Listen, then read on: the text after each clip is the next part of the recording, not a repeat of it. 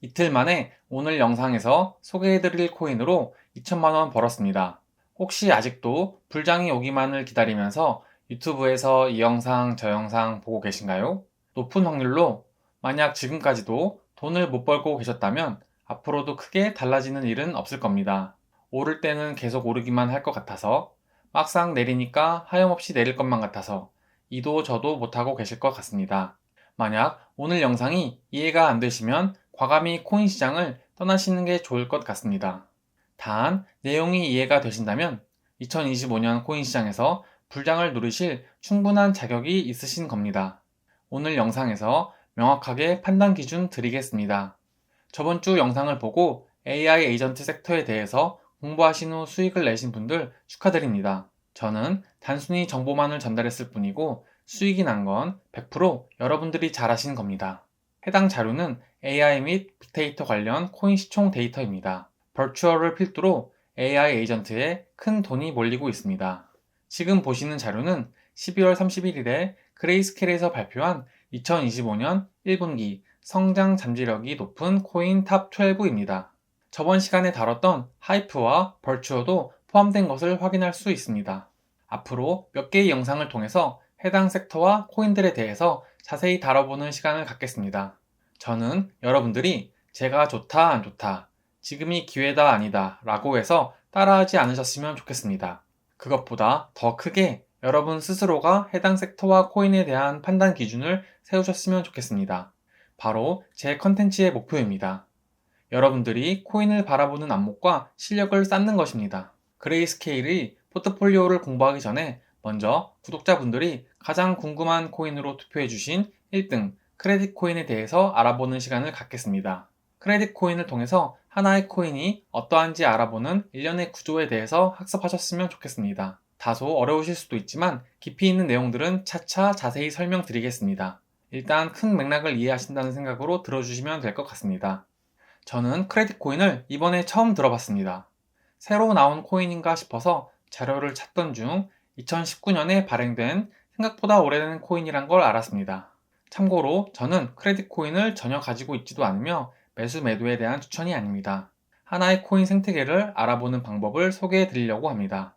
총 3단계에 걸쳐서 크레딧 코인에 대해서 살펴보겠습니다. 프로젝트의 사업 목표, 생태계 확인, 그리고 개인적인 평가, 이 순으로 진행하겠습니다. 먼저 프로젝트의 사업 목표에 대해서 알아보겠습니다. 크레딧 코인 프로젝트의 주된 목표는 신흥시장에서 금융 포용성을 선도해서 개인과 중소기업에 신용대출을 제공할 수 있는 서비스를 구축하는 것입니다. 주 타겟층은 나이지리아 금융 소외계층입니다. 백서를 보다 보니 크레딧 코인은 리플과 스텔라 루멘의 사업 구조를 가져온 것 같습니다. 리플의 금융 인프라 모델을 기반으로 스텔라 루멘의 금융 소외계층을 위한 인프라를 구축한다 라는 모델을 가져온 듯 합니다. 크레딧 코인은 EVM과 RWA 등 다방면의 섹터에서 사업 역량을 확장해 간다는 목표를 갖고 있습니다. 가장 윗칸을 보시면 은행 계좌가 없는, 즉 은행을 이용할 수 없을 정도로 신용이 안 좋거나 금융 후진국인 국가의 국민들이 금융 서비스를 사용할 수 있게끔 하는 것을 서비스 목표로 삼고 있습니다. 뿐만 아니라 게이밍 서비스 또한 도입하려고 하고 있습니다. 이 자료를 보시면 더 이해가 쉬우실 겁니다. 블록체인 서비스를 통한 은행 계좌 대신 신용 지갑을 사용할 수 있는 인프라를 구축하고 탭탭 펭귄이라는 게이밍 서비스를 통해서 사용자들에게 더 쉽게 다가가기 위해 다양한 제품들을 준비하고 있습니다. 프로젝트 주 투자자는 윈터뮤트 등이 있었던 것 같습니다. 현재는 아닌 것 같고 제가 잘 모르는 카페 GM이라는 곳과 함께 프로젝트를 진행하고 있는 것 같습니다. 크레딧 코인은 RWA도 구축하고 있습니다.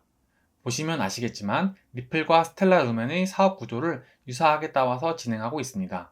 백서를 통해서 CTC 토큰의 역할을 알 수 있습니다. CTC 코인은 나이지리아에서 CTC 코인을 기반으로 신용대출을 해주는 서비스라고 보시면 됩니다. 크레딧 코인에 EVM도 붙여서 블록체인 확장성도 넓히려는 모습입니다. 두 번째로는 생태계 구축이 얼마나 잘 되어 있는지, 현재 잘 돌아가고 있는지 살펴보겠습니다.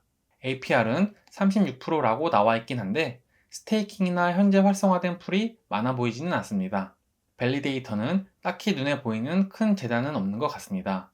큰 재단보단 일부 물량을 가지고 있는 여러 집단들이 해당 노드를 굴리고 있는 것 같습니다. 왼쪽이 크레딧 코인의 하루 동안 트랜잭션 거래 데이터입니다.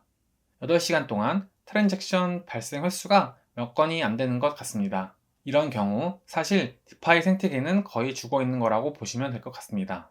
비교를 위해서 OP를 가져왔습니다.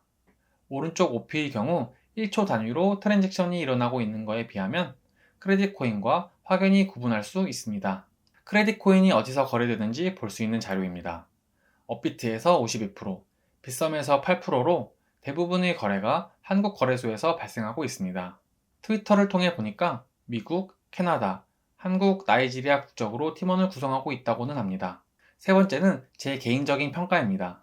일단 해당 코인 백서를 보면 레이어 1을 기반으로 EVM과 RWA, 게이밍을 붙여서 블록체인 생태계를 확장해 나아간다고 명시되어 있습니다. 하지만 실제로 블록체인 상에서 생태계가 크게 구축되고 있는지는 잘 모르겠습니다. 스텔라 루멘의 사업 구조를 나이지리아를 타겟으로 하겠다는 건 알겠는데 실제로 구체적으로 사업을 이끌어 가고 있는지는 좀 더 확인을 해봐야 될 것 같습니다. 작년 12월에 큰 폭의 가격 상승과 함께 하락이 나왔습니다. 커뮤니티를 좀 더 확인해 봐야 알겠지만 대부분의 물량이 한국 관련 거래소에서 거래되는 것으로 보아 한국계 코인인 것 같습니다. 차트적으로 보겠습니다. 단기 트레이딩으로 크레딧 코인에 물리신 분들이 계시다면 작년 12월 부근일 것 같습니다. 업비트 상장 코인이기도 하고 올해 알트코인 상승장에서 충분히 탈출 기회를 세력이 한 번 더 주지 않을까 생각합니다. 이제 2024년 12월 31일 그레이스케일에서 발표한 2025년 1분기 기대되는 코인 탑 12에 대해서 알아보겠습니다. 비트코인, 이더리움, 솔라나, 체인링크부터 마지막 주피터, 아카시, 지토와 그레스까지 여러 코인들이 있습니다. 가장 먼저 알아야 할 것은 24년 4분기 목록과 비교했을 때 6개가 바뀌었습니다.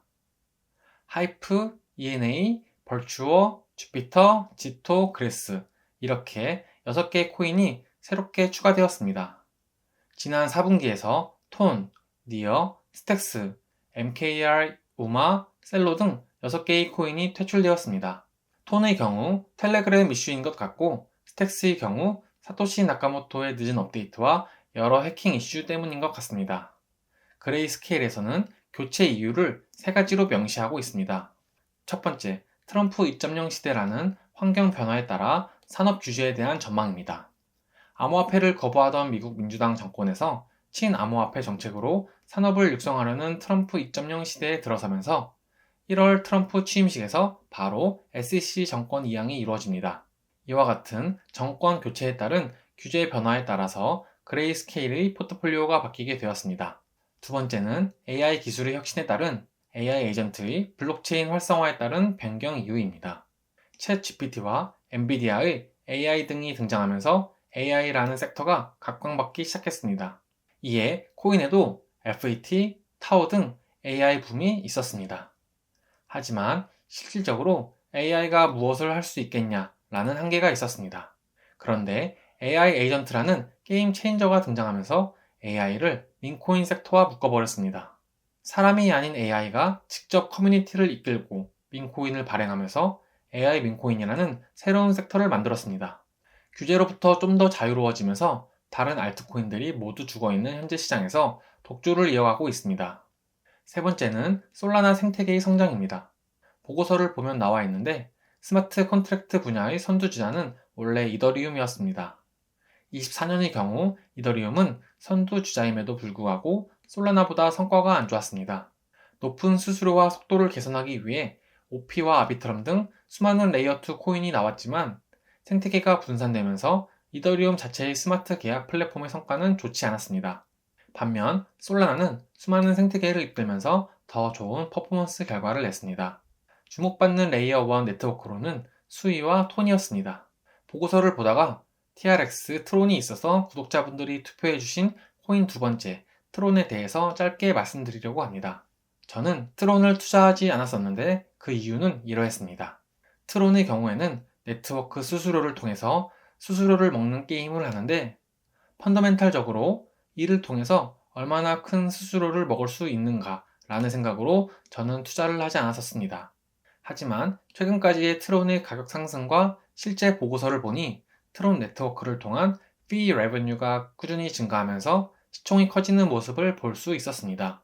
USDT 송금 네트워크까지 트론이 빠른 트랜잭션 처리와 낮은 수수료로 네트워크 시장을 선도하고 있는 모습을 보고 제 판단이 틀렸다는 걸 알 수 있었습니다. 트론을 놓친 건 아쉽지만 만약에 과거로 돌아가더라도 트론에 대한 판단이 바뀌지는 않을 것 같아서 크게 후회하지는 않습니다. 2025년 그레이스케일의 포트폴리오는 좀 더 깊이 있게 다루기 위해 다음 시간에 이어서 다루기로 하겠습니다. 변경된 6개의 코인에 대해서 하나씩 자세히 다뤄보는 시간을 갖도록 하겠습니다. 탑 12에 속한 각 섹터와 함께 이에 속한 코인들에 대해 알아보겠습니다. 하이프의 경우도 이전 영상에서 소개해드리긴 했었는데 스테이킹도 새로 출시되었고 EVM도 출시를 앞두고 있습니다. 2025년 새해가 밝았습니다. 제가 유튜브를 시작하면서 다짐했던 목표가 하나 있습니다. 블록체인이라는 개념과 코인이라는 자산시장을 시청자분들이 조금 더 쉽게 이해할 수 있는 컨텐츠를 만들자라는 것이었습니다. 하지만 실제로 영상 컨텐츠를 만들어 보니 제가 가지고 있는 여러 생각과 내용들을 짧은 영상 하나에서 모두 다 푸는 것이 생각보다 쉽지 않음을 느끼고 있습니다. 2025년에는 더 많이 노력해서 시청자분들이 편하게 이해할 수 있는 영상을 만들고 싶습니다. 시청자분들의 이해를 위해서 컨텐츠의 쉽고 어려움의 정도를 레벨로 나눠서 말씀드리려고 합니다. 오늘 영상을 시청하시고 어려움의 정도를 댓글로 남겨주세요. 내용이 너무 쉽다, 어렵다, 혹은 개념적인 부분이 있었으면 좋겠다 등등 뭐든 좋습니다. 2024년 4분기 암호화폐 시장 시가총액이 1조 달러가 증가했다고 합니다. 계속해서 블록체인 시장은 더 큰 시장을 만들어 가고 있습니다. 돈 되는 정보 놓치고 싶지 않으신 분들은 구독과 좋아요 누르세요. 제가 최근에 코인들을 매수하면서 메모장에 적어놓고 고민했던 내용을 한번 가져왔습니다. 저의 경우 하나의 코인을 매수하는 데에는 정말 수많은 이유가 있습니다. 공개 영상에서 소개해드리는 정보는 제가 가지고 있는 이유의 빙산의 일각입니다. 코인 투자에 어려움을 겪으시는 분들을 위해 무료 전자책을 준비하고 있습니다. 아래 고정 댓글을 통해서 신청해주세요. 여기까지 수직으로 상승하는 남자 수직남이었습니다. 감사합니다.